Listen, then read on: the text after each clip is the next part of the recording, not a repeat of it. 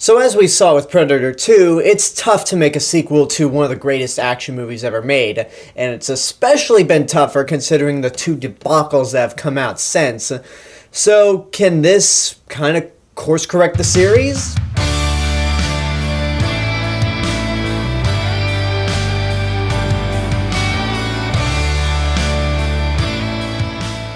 Predators came out in 2010 and is produced by Robert Rodriguez and came out only 3 years after the horror that was Aliens vs. Predator Requiem. This movie focuses on a bunch of different people from different backgrounds falling from the sky into a jungle as they are forced to work together and try to survive on what they eventually discover to be another planet. And we as an audience know that they are being hunted by the Predators. So all of these people that know nothing about each other, have come from different backgrounds, are forced to work together to either get off the planet or just stay alive. So like with my Prometheus review, even though I skipped over the AVP movies, I'll just do a brief rundown.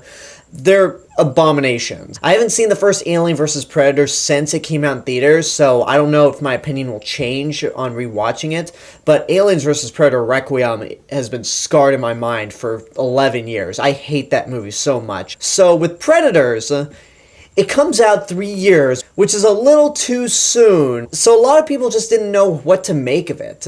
When you watch it, you go, okay, you have some big names attached to it this time around, unlike the AVP movies. You got Robert Rodriguez not directing, but his production company is producing it.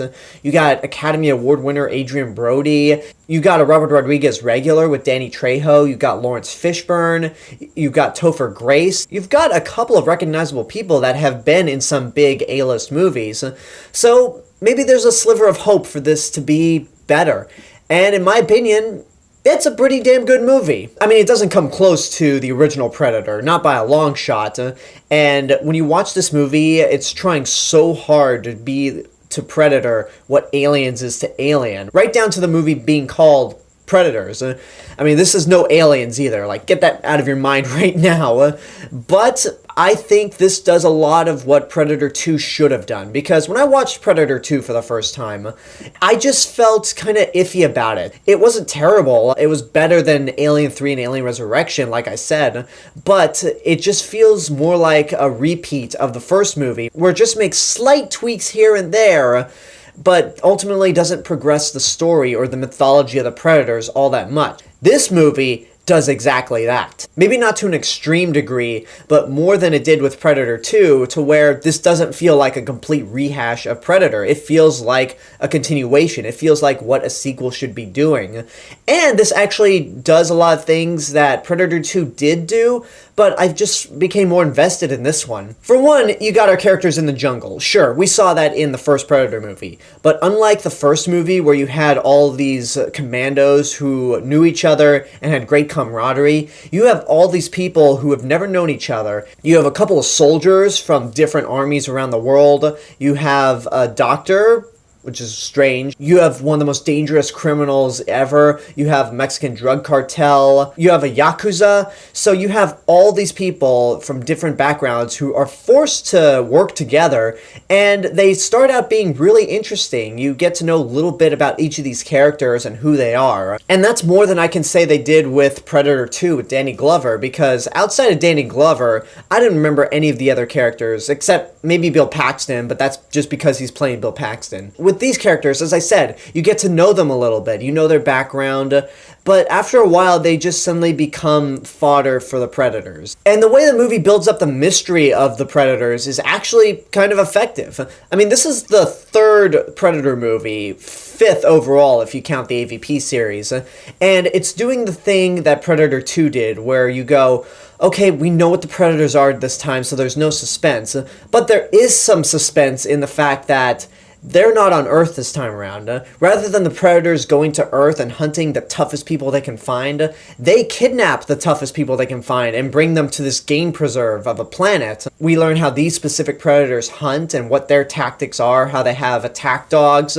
And rather than just one Predator, as I mentioned, there are 3 of them, and we get to see how they coordinate with each other, and how 3 of them at once can be extremely dangerous. Some of the actors do a decent job. Adrien Brody is your main lead, and he's good-ish.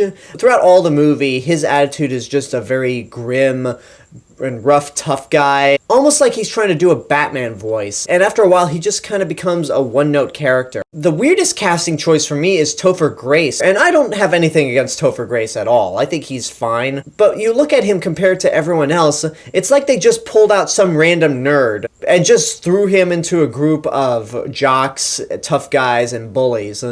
And he just doesn't seem to fit all the time. I mean, there is something they do with him later on where it's just stupid and completely out of nowhere. I won't even get into that because it's so stupid. But it does actually offer a reason why he's with this group. But probably the best character for me is the sniper played by Alice Braga, because she's a tough assassin as well, but she's also the most sympathetic. She's the one who's willing to help people out, and she's the one that you could really latch onto in terms of actually relating to some of these people, because she does have a heart. But again, with all these characters, they build up a bit of character development and then just kind of drop it, and before you know it, they just become faceless goons for the Predators to kill, which a lot of the kills are very good. The first big action scene with the Predators involved is actually pretty thrilling. Even though it has a lot of elements that remind you of the first movie, it does put you on the edge of your seat, considering that these people are actually out of their element this time around. Where the movie kind of drags for me is when Laurence Fishburne comes into play. He pretty much plays a character who was part of several other groups in the past that the Predators kidnapped, and he's,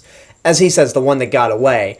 And they don't really do anything with this character, and this is the point where he pretty much becomes the big dumping ground for exposition on what these Predators do, and it just doesn't work all that much. The movie hits a lull and it just drags for a good while, but then it picks up once the Predators actually discover the hiding place and really go on the hunt. And then we also get an element in the movie that I wish they really could have explored more, because the group of predators here are supposedly super predators. They're bigger, they're nastier than the predator that we're familiar with, which is actually tied up in this movie. So right there, with the classic predator being tied up and being the underdog, while you have all these super predators going out in the hunt and being as nasty as possible, there's a good idea there to kind of explore prejudice against different predator races and species.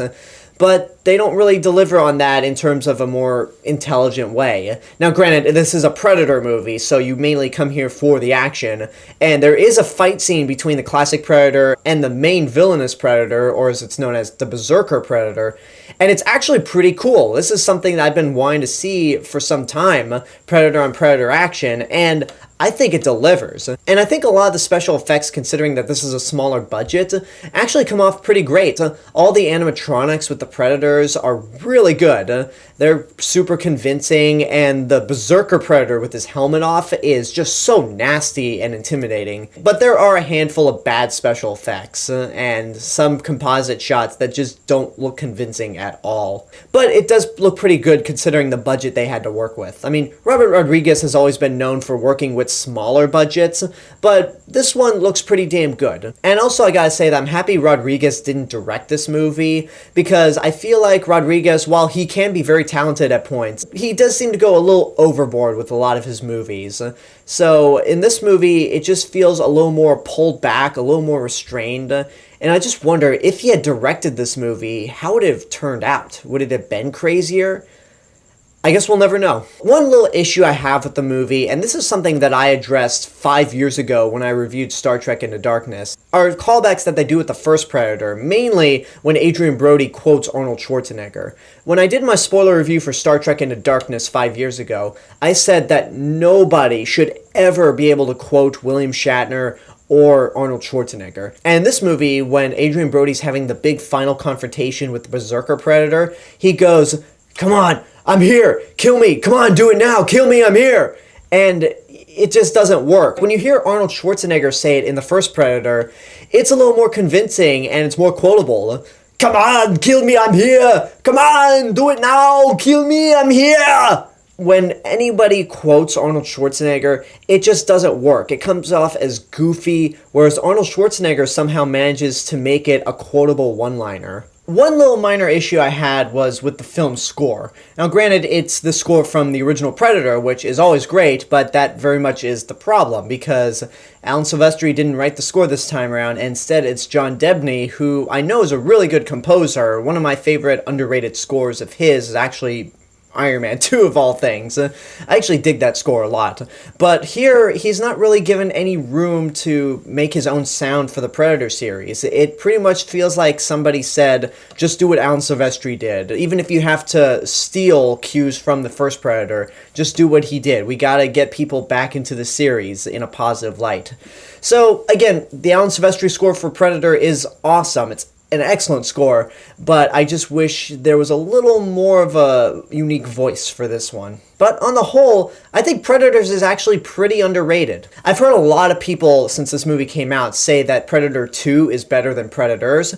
I don't get how that is, because like I said, Predator 2 pretty much copies and pastes what the first Predator movie did with minor changes here and there.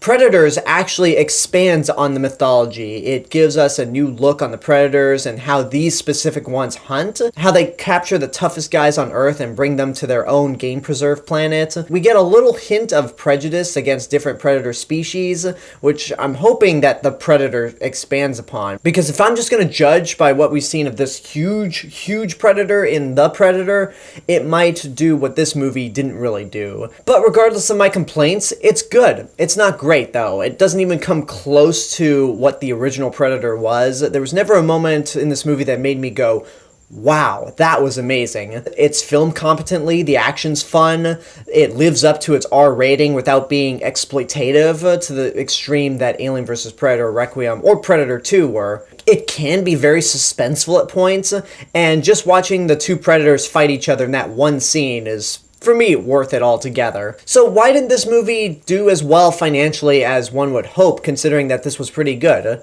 Well, it all boils down to Aliens vs. Predator Requiem. That movie was despised by so many people, including yours truly, that coming out 3 years after that movie was just too soon, because people didn't know how to take it. So it sucks that the movie didn't make a whole lot of money, because I actually think it's a lot better than people give it credit for, but I can understand the reason that it was just bad timing overall. People were just not ready to be fully invested in this series, even if it was finally cut off from the Alien franchise. But since all of that's in the past and the movie has been in our minds for a good 8 years, I think it's one that's worth revisiting. If you haven't seen Predators in a long time, I'd recommend giving it another shot. And that's my review for Predators and all of the solo Predator movies that we have so far. We are a week away from Shane Black's The Predator. I am ready to see it, but I am not ready for what comes after this. But we'll cross that bridge when we cross it. So now I want to hear what you guys have to say. If you've seen Predators, what did you think? Let me know in the comments down below. And until next time, I hope you enjoyed this review. Don't forget to subscribe to the channel, give this video a like, and of course leave a comment. Don't forget to support my Patreon page, follow me on social media, and until next time, this is the real Mr. Robinson telling you there's only one.